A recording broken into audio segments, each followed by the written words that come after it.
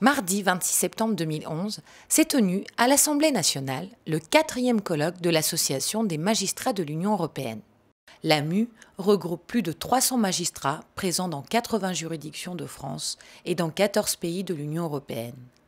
L'objectif de l'association est d'offrir un espace de réflexion et de proposition sur tous les sujets qui touchent à la coopération judiciaire, tant civile que pénale.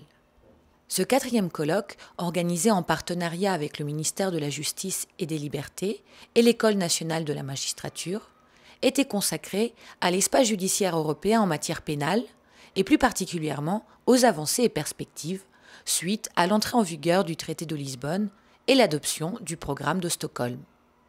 Ces nouveaux textes vont faciliter à terme le développement d'une législation pénale et permettront de voir émerger notamment donc, une législation pénale commune pour certaines infractions à caractère transnational.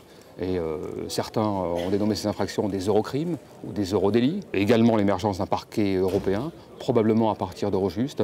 Et enfin l'émergence d'un embryon de police européenne, probablement là à partir d'Europol, unité qui existe déjà depuis de nombreuses années. La volonté, je veux dire, de voir avancer ces sujets semble bien réelle de la part de la Commission et du Parlement européen. Elle semble également bien réelle de la part de la France.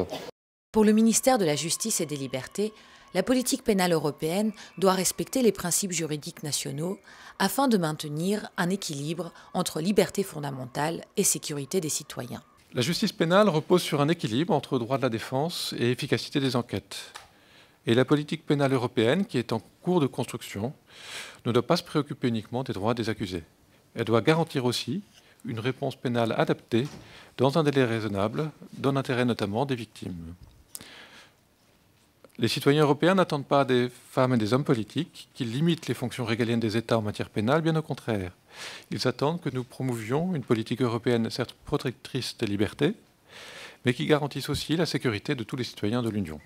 Il est important qu'à cette Europe politique vienne de s'adjoindre une Europe qui soit une Europe de la justice. Selon le président de l'association, la coopération judiciaire européenne en matière pénale doit permettre aux magistrats de mieux lutter contre la criminalité transfrontalière. Donc il ne s'agit pas d'être fédéraliste, il s'agit tout simplement de donner aux magistrats et aux praticiens de la chose judiciaire les outils afin de leur permettre de travailler dans des conditions convenables, afin de pouvoir enfin mettre un frein à cette criminalité transfrontalière.